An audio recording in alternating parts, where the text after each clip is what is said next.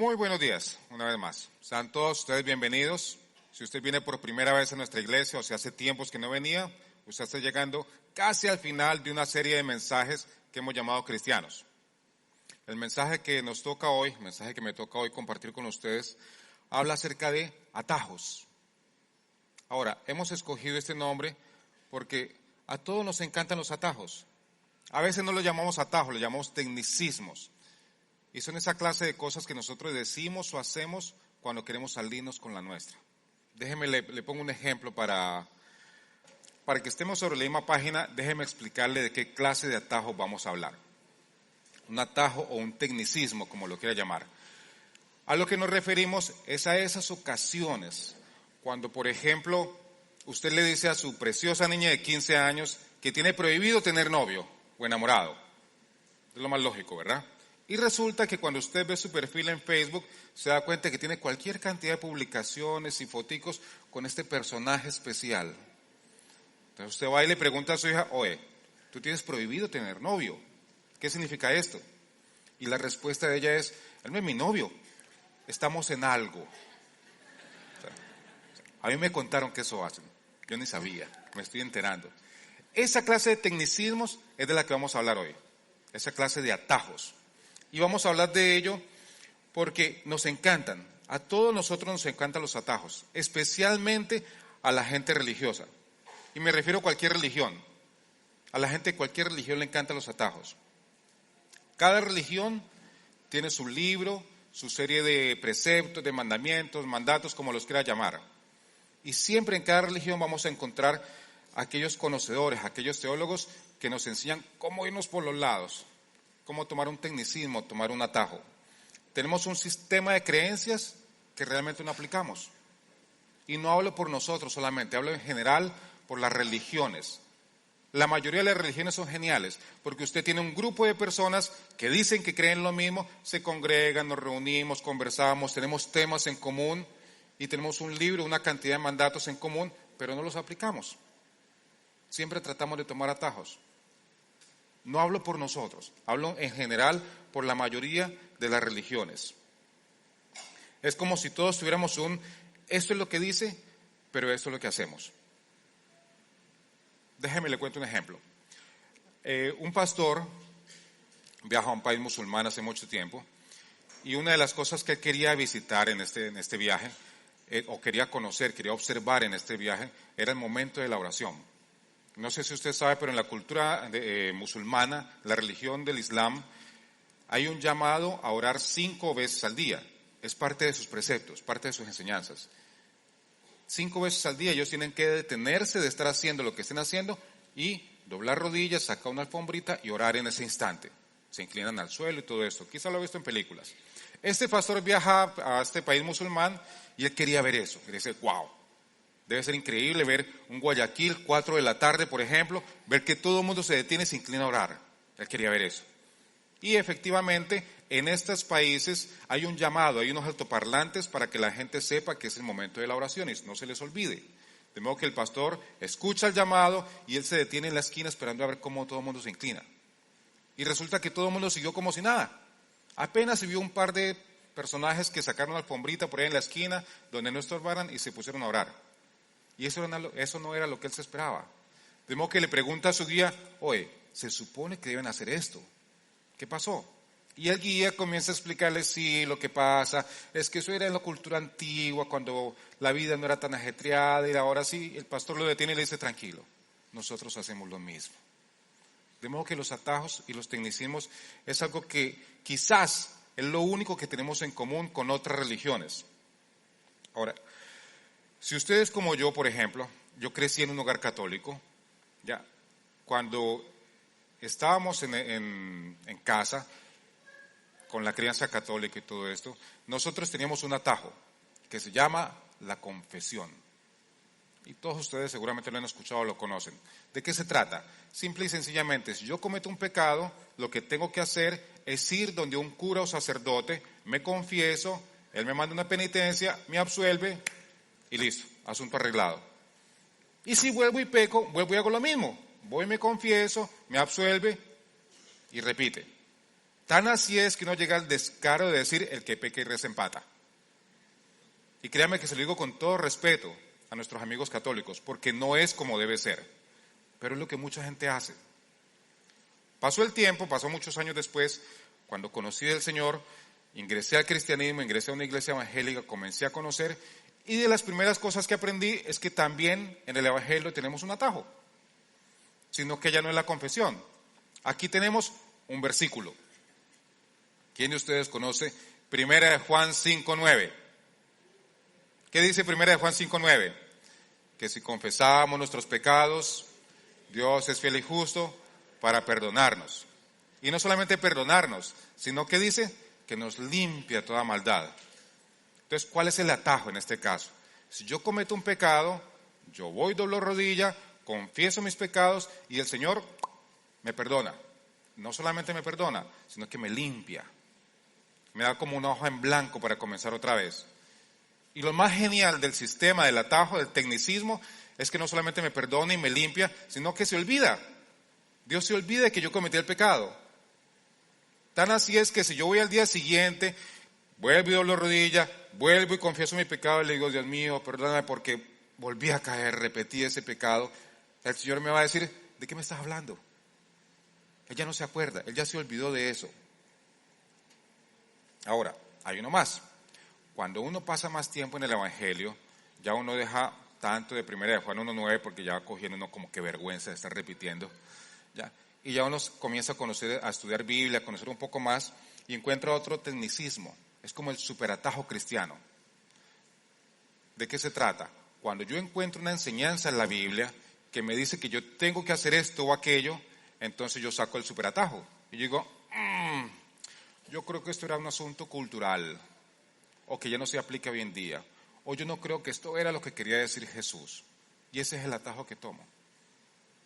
Otra de las cosas que nosotros nos encontramos es que a los cristianos de atajos les encanta la teología. Y les encanta la teología porque es como un muro que ellos crean a su alrededor para evitar hacer las cosas que les dice la Biblia que deben hacer. Utilizan mal la teología, pero les encanta. Y el problema con esto es que en nombre de la teología mal utilizada se han hecho las cosas más horribles en la historia de la humanidad, utilizando la teología, utilizando mal la teología para que sean más exactos. Ahora, esto ocurre en algunos lugares solamente, ¿no? Aquí en nuestra congregación, por ejemplo, eso no ocurre, porque nosotros no solamente somos cristianos, nosotros hemos estado aprendiendo a que no nos vamos a conformar con ser cristianos, sino que vamos a ser discípulos, vamos a ser seguidores de Jesús. Pero le cuento solo por si usted conoce a alguien así más o menos. ¿Qué ocurre en estas otras congregaciones, no aquí, donde solamente son cristianos? En estas otras congregaciones buscan atajos como, por ejemplo, ¿sabe qué? El Antiguo Testamento, por ejemplo, es viejo y a mí no me toca. Eso ya no es conmigo porque es Antiguo Testamento. Entonces, por ejemplo, la enseñanza del diezmo, como está en el Antiguo Testamento, no tiene nada que ver conmigo, de modo que yo no voy a dar. Asunto arreglado. Cuando lo que en realidad nos enseña la Escritura es que nosotros tenemos que aprender a dar porcentualmente, a dar con un corazón alegre, a dar no por negocio ni como inversión. Pero eso es otro tema que en algún momento cuando hablemos de finanzas van ustedes a ver. Pero es por ponerles el ejemplo. Es cuando toman partes de la Biblia e ignoran otras partes completamente. Y así es como nosotros podemos encontrar cristianos que están en el lado opuesto de la discusión. Cristianos que parece que utilizáramos Biblias diferentes, que no parece que tuviera que ver lo uno con lo otro. Y nosotros como seguidores de Jesús, como discípulos, tenemos que comenzar a hacernos preguntas completamente diferentes. Tenemos que comenzar a cambiar nuestra manera de pensar. El problema es que un cristiano de atajo puede creer casi cualquier cosa y hacer cualquier cosa. Y es peligroso. Es muy peligroso ser un cristiano de atajos. Un cristiano de atajos tiene un versículo para defenderse de casi cualquier cosa. Cuando nosotros lo confrontamos con la Escritura, él tiene otro versículo para defenderse. Y enfocan toda su creencia en lo que dice. Y comienzan a discriminar, a maltratar, a denigrar a aquellas personas por las cuales Cristo murió. En eso termina En eso se van convirtiendo los cristianos de atajos. De modo que son capaces de encontrar cualquier versículo, cualquier porción para justificar su comportamiento. Pero nosotros quedamos en que no nos vamos a conformar con eso, ¿verdad? Vamos a ser más que cristianos, vamos a ser discípulos. Muy bien. Los seguidores de Jesús, los discípulos, no buscamos excusas, no buscamos atajos. Nosotros cambiamos la pregunta y no vivimos nuestro cristianismo, nuestro caminar con Jesús, no andamos buscando ese hasta dónde puedo llegar, pero sin pecar. O qué tanto puedo acercarme a la tentación, pero sin pecar. O qué tanto puedo estar haciendo esto, que yo sé que no está bien, sin molestar a Dios. Esa no es la manera de vivir. Esa no es la manera como se comporta un seguidor de Jesús. Esa no es la manera como se comporta un discípulo. Nosotros comenzamos a hacernos una sola pregunta. Y esa sola pregunta va a cambiar completamente nuestra perspectiva. Más adelante les digo cuál es. Ahora, en el tiempo de Jesús, esto era constante. Esto no es nuevo. El cristianismo de atajo no es algo que nosotros nos inventamos. En la época de Jesús él trataba con esto constantemente. Era algo cotidiano. La ley de Moisés para la época de Jesús ya había sido dada hacía muchísimo tiempo. Y como llevaba tanto tiempo, nos encontramos con una serie de personajes que todos hemos escuchado, los famosos fariseos. Esos fariseos eran los encargados no solamente de enseñar la ley, sino de guardarla y de asegurarse de que los demás también guardaran la ley. Estaban tan enamorados de la ley que comenzaron a olvidar el objetivo de la ley por guardar la ley. Comenzaron a olvidar al dador de la ley por guardar la ley. Y para proteger la ley, comenzaron a inventarse otras leyes. Para proteger el mandamiento, comenzaron a inventarse otra serie de mandamientos y otra serie de reglas para obligar a la gente a que cumpliera el mandamiento. Comenzaron a inventarse todas esas cosas con una buena intención probablemente de guardar la ley, de proteger la ley, pero terminaron por olvidar la intención del mandamiento. Y eso es algo que pasa en todas las religiones. Eso no es algo nuevo ni es exclusivo del cristianismo, del judaísmo. Ocurre en todas las religiones. Tenían reglas para evitar que la gente rompiera las reglas. Déjeme le cuento una infidencia para que le quede más claro. En mi casa, mi mamá tenía la manía de que le decía a uno todo el tiempo, apague la luz. Salió uno del cuarto, apague la luz. Se iba para otra habitación, deja apagar la luz.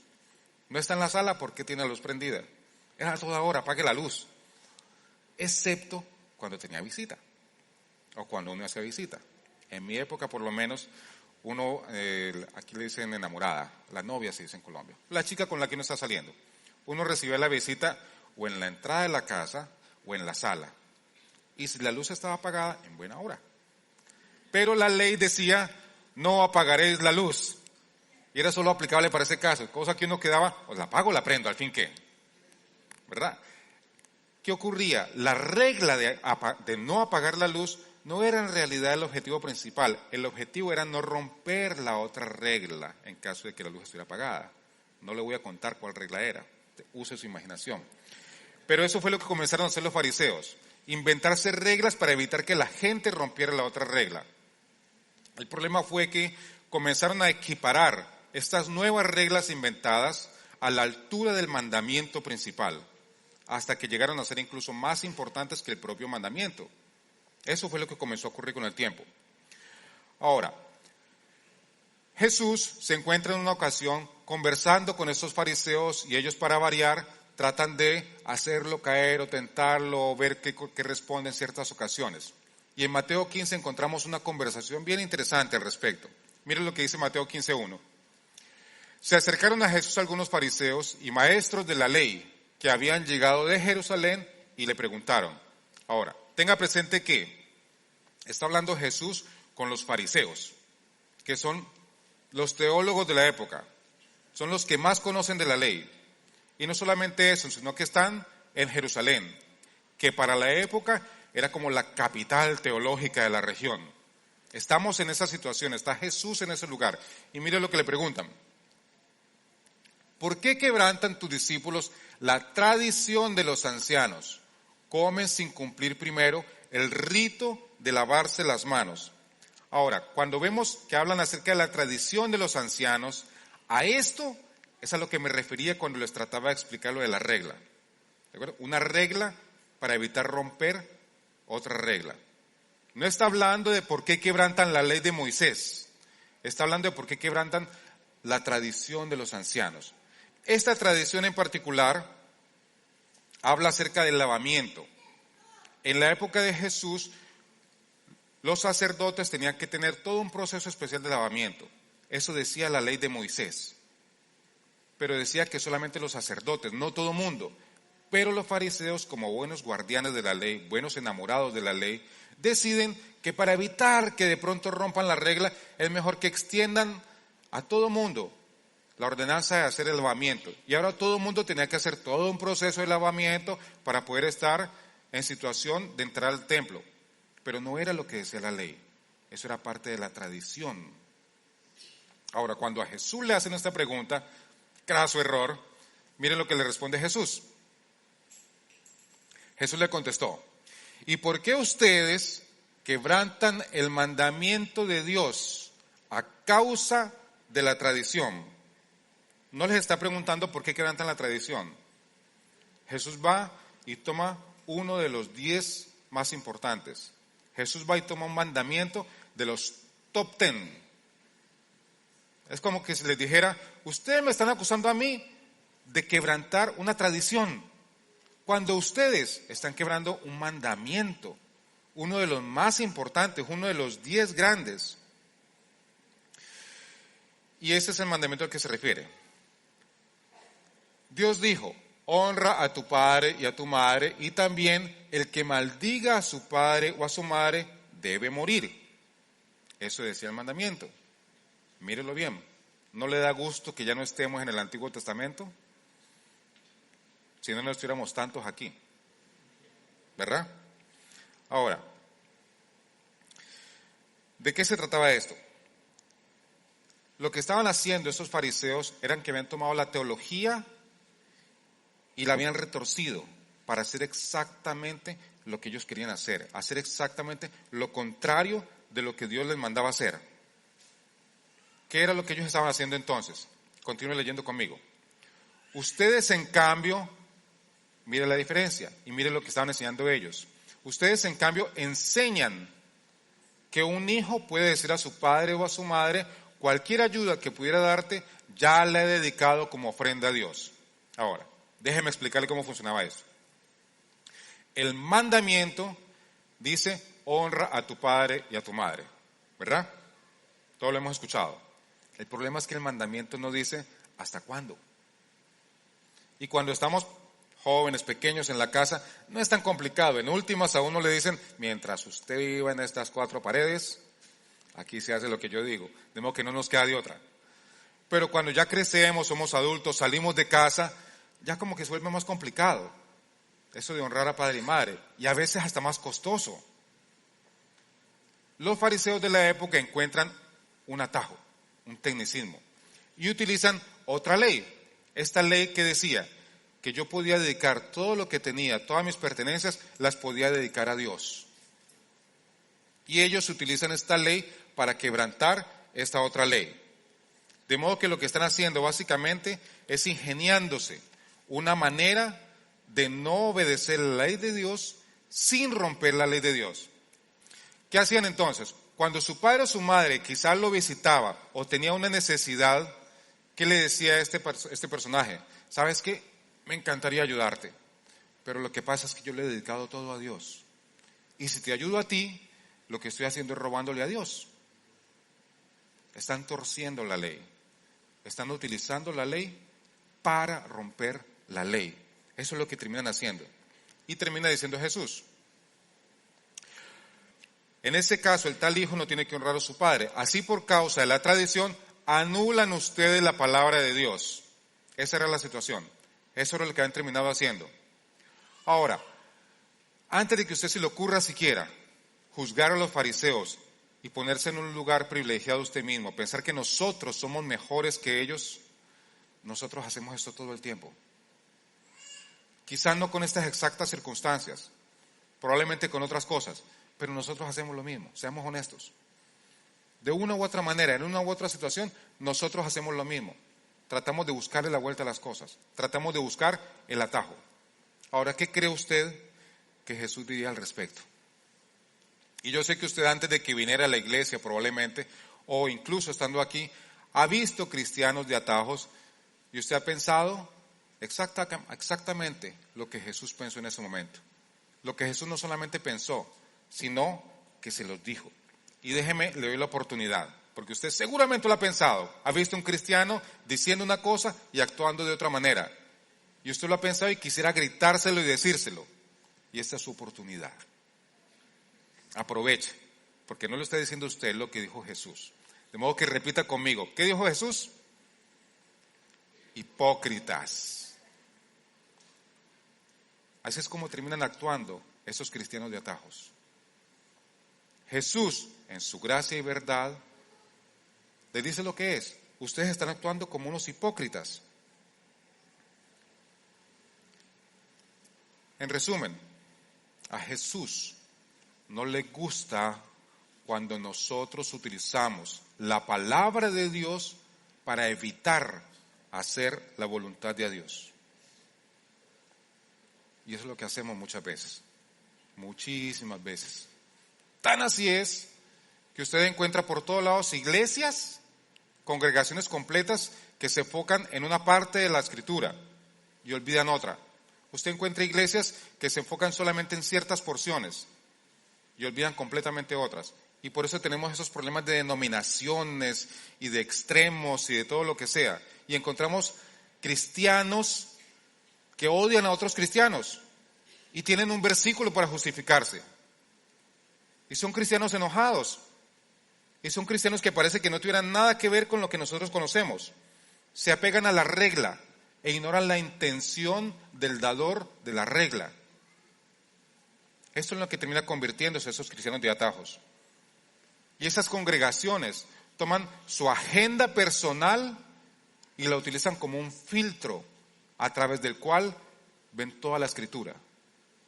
Primero está su agenda y hacen que la Biblia cumpla esa agenda. Y el problema es este, que si usted pasa el tiempo suficiente en el Antiguo o en el Nuevo Testamento, usted termina con la capacidad de hacer de que la Biblia diga lo que usted quiera. Y déjeme le cuento otra historia. Tiempo atrás, a una iglesia sureña en Estados Unidos, ¿ya? Donde había problemas de racismo y todo eso hace muchísimos años. Viene cierto personaje, miembro de la congregación, que estaba obsesionada, estaba enloquecido porque su hija estaba saliendo con un hombre de otra raza. Y para tratar de disuadir a su hija de esto, va y la lleva donde el pastor, Biblia en mano, le cuenta el caso y le dice, mire, aquí dice que Moisés se casó con una mujer cusita. Y acá dice que por eso el Señor no lo dejó entrar en la tierra prometida. Cosa que el pastor se queda viendo y le dice, o sea, sí, las dos historias están en la Biblia, pero no tienen nada que ver la una con la otra.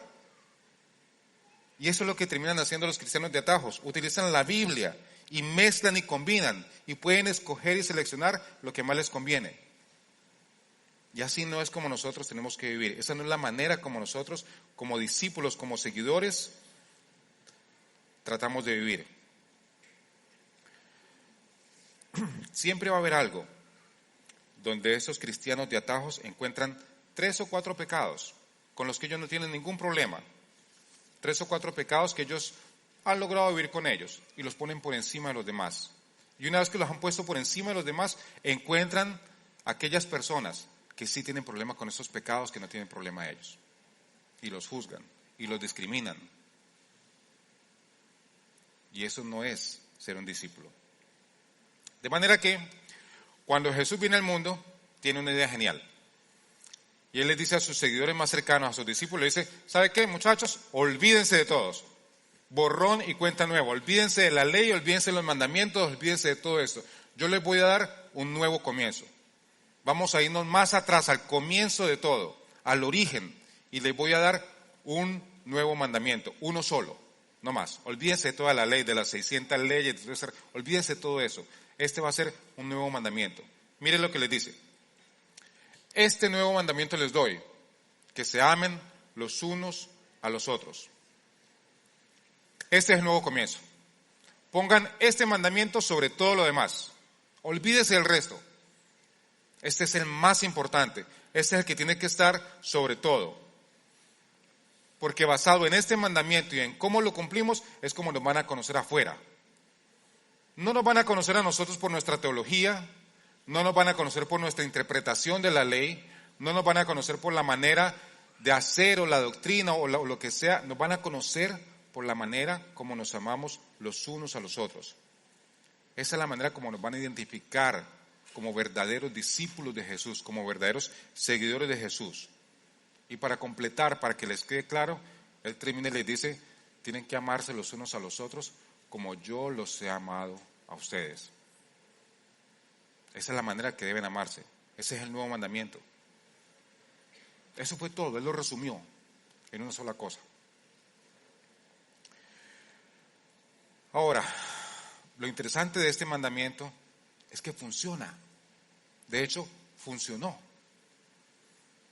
Y si vamos unos pocos años después del nacimiento de la iglesia, vamos, por ejemplo, y encontramos estas primeras congregaciones donde están congregados judíos convertidos, junto con gentiles, junto con romanos, junto con griegos. Usted no puede tener un grupo más diferente.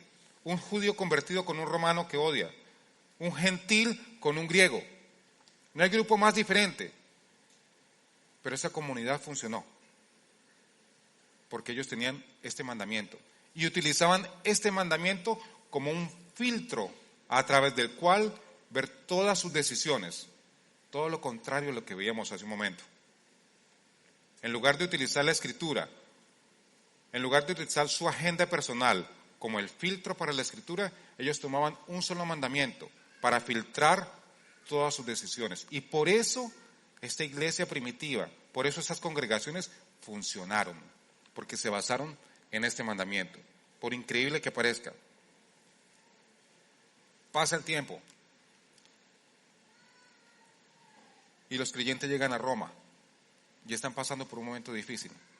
Estamos hablando de la persecución, estamos hablando del Coliseo, estamos hablando del inicio de la gran persecución de los creyentes.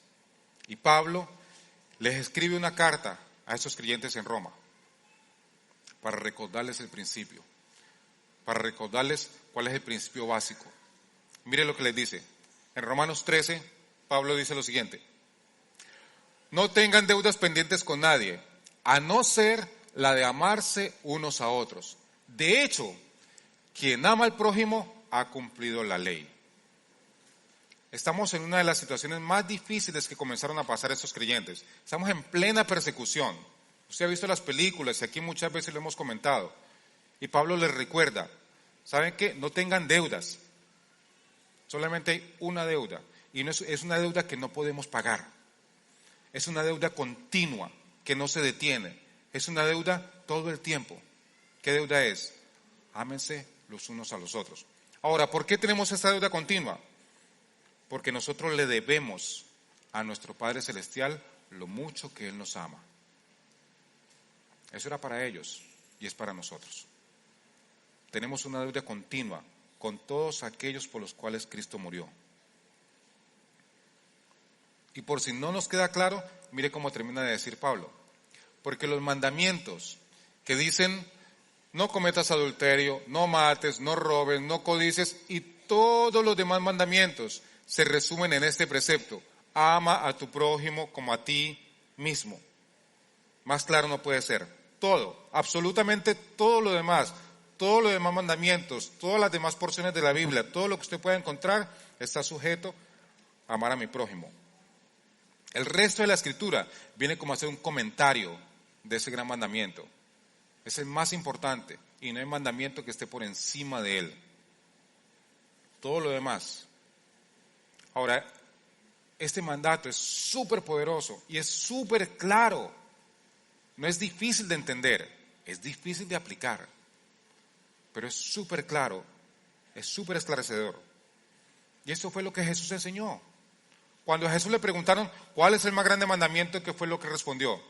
Ama al Señor tu Dios con todo tu corazón, con toda tu mente, con todas tus fuerzas. Y el segundo, ama a tu prójimo como a ti mismo. No lo dejó por fuera. Eso fue lo que le enseñó. Y es lo que Pablo enseñó. Pablo lo repitió y lo enseña. ¿Qué quiere decir esto en resumen? Usted no se puede atrever, no se atreva a tomar un versículo, una historia o un pasaje de la Biblia como un atajo, como una excusa para dejar de amar a su prójimo. Nosotros somos discípulos de Jesús, no podemos hacer eso. Ninguna porción de la Biblia es justificación para dejar de amar a mi prójimo. Ninguna. Un discípulo no busca atajos, ni busca tecnicismos. Un discípulo lo que hace es hacerse una nueva pregunta. Los cristianos, los que se hacen llamar cristianos solamente, utilizan la Biblia como un garrote para darle a los demás. Y es por eso la mala percepción que los cristianos tienen afuera. Pero un discípulo de Jesús utiliza la Biblia como un espejo. Y de eso es de lo que habla Santiago, el hermano de Jesús. Es muy diferente. Nosotros tenemos que comenzar a hacernos una nueva pregunta. Una pregunta completamente diferente. Una pregunta sencilla, pero que va a cambiar completamente nuestra perspectiva. Y es esta. ¿Qué requiere el amor de mí? No sencillamente qué dice la Biblia. La pregunta es, ¿qué requiere el amor de mí? Si yo me fijo solamente en lo que dice la Biblia, eso es peligroso. Y no me malentienda, yo no estoy ni denigrando ni desprestigiando la Biblia. Yo me convertí al Señor estudiando la Biblia y amo la Biblia con todo mi corazón y la respeto con todo mi ser. Pero no se trata del mandamiento, se trata de la intención del dador del mandamiento. Eso es realmente lo más importante. ¿Cómo amo a mi prójimo? Es la pregunta que tengo que hacerme. ¿Cómo hago para amarlo más? ¿Qué requiere el amor de mí? En la circunstancia que usted se encuentre, en su familia, ¿cómo hago para amarlos más? ¿Qué requiere el amor de mí en esta situación? En su trabajo, ¿qué requiere el amor de mí en esta situación? Con sus hijos, ¿qué requiere el amor de mí en esta situación? Donde quiera que se encuentre. Eso no lo hace más fácil, yo sé. Lo hace mucho más difícil. Es mucho más sencillo volver a lo que teníamos antes, volver y coger un versículo y toma, le doy a mi prójimo. Pero en lugar de coger el versículo y darle duro con él, preguntarme a mí mismo, en esta situación, ¿qué requiere el amor de mí? ¿Qué debería yo hacer en esta situación? Si usted comienza a pensar de esa forma, el pensar de esa manera lo puede llevar a lugares incómodos. Pensar de esa manera, hacer esa pregunta, lo puede llevar a lugares que usted nunca se imaginó. Hablar con gente que usted nunca se imaginó. Y eso es lo que marca la diferencia. Un seguidor de Jesús no habla de la gente. A un seguidor de Jesús le toca ir y hablar con la gente. Y estar en lugares donde quizás nunca quiso estar. Hablar con gente con la que nunca quiso hablar. Porque eso era lo que hacía Jesús. Jesús estaba en lugares donde se supone que él no debía mezclarse. Hablaba con gente que nadie más quería hablar. Eso era lo que él hacía. Porque él no representaba la ley ni la escritura. Él representaba al dador del mandamiento. Eso fue lo que él hizo. Y eso es lo que nosotros deberíamos hacer. Imagínense una pareja de esposos que se despiertan en la mañana y en lugar de pensar a primera hora cómo ronca este infeliz, que lo primero que piense es ¿qué requiere el amor de mí? Es muy diferente. Es una pregunta que le puede a usted cambiar la vida. Ahora, yo sé que todos nosotros, yo sé que usted tiene 1.000.000 de peros. Yo sé que usted está pensando que su circunstancia es diferente. Yo sé que usted está pensando que su circunstancia es especial, que usted no lo abarca esto, que usted no puede hacer esta pregunta porque usted tiene una situación única. Así que de todos esos peros, el pero que usted tenga en la cabeza, cualquier pero que tenga, le tengo la respuesta. Y es muy sencilla. Mire, ¿no le da gusto que Dios no busque un atajo cuando se trata de amarlo a usted? ¿No le da gusto? ¿No le da gusto que el Señor en su peor momento no saque y le diga capítulo y versículo y deje de amarlo? ¿No le da gusto que cuando usted está en su mayor necesidad o ha cometido quién sabe qué barrabasada que cometemos a veces, no le da gusto que el Señor, cuando escucha su oración, no le diga, a ver, hijito, yo he estado tomando nota y conozco tus pensamientos y te atreves a pedirme algo? ¿No le da gusto que el Señor nos saque todo eso que conoce de nosotros y no lo utilice como un atajo para no amarme? Yo a usted no lo conozco, usted no me conoce a mí, pero yo sí me conozco. Y yo sé que he tenido cientos de momentos y miles de oportunidades para que el Señor deje de amarme. Y aún así me ama. Y aún así lo ama a usted. El amor del Señor no depende. De modo que si el Señor no ha dejado de amarme a pesar de mí mismo, ¿qué me hace pensar a mí que yo puedo tomar un atajo para no amar a mi prójimo? ¿Qué le hace pensar a usted? ¿Es complicado? Sí. Es más fácil volver a lo de siempre. Pero eso no es lo que hace un discípulo. Un discípulo no busca atajos. Un discípulo se hace una sola pregunta. ¿Qué requiere el amor de mí? Es simple, pero más difícil. ¿Qué le parece si lo intentamos? Y probablemente usted no se sienta comprometido aún con esto de ser un discípulo, de ser un seguidor de Jesús. Pero ¿qué le parece si por lo menos considera la pregunta? Piénsela, llévesela. Y cuando esté pasando por esa circunstancia que se le está ocurriendo, piénsela. Y mire nuevamente la circunstancia y hágase la pregunta. En esta situación, ¿qué requiere el amor de mí? Es una pregunta transformadora. Es una pregunta que le va a cambiar no solamente a usted la vida, sino que le va a cambiar la vida a aquellas personas que lo rodean a usted. ¿Quiere saber cuál es la respuesta a esa pregunta? ¿Quiere saber cuál es la respuesta a esa única pregunta? No se pierda la próxima semana. Le tengo la respuesta. Y es una respuesta fantástica. Y es una respuesta aterradora. Pero es una respuesta que le va a cambiar la vida. No se pierda la próxima semana para la conclusión de la serie. Acompáñame en oración. Bendito Padre Celestial, te agradecemos, Señor, por este día, por el privilegio de estar en tu presencia, de compartir contigo y de compartir de tus enseñanzas, Señor. Gracias por recordarme una vez más de que a pesar de mí mismo, tú me amas.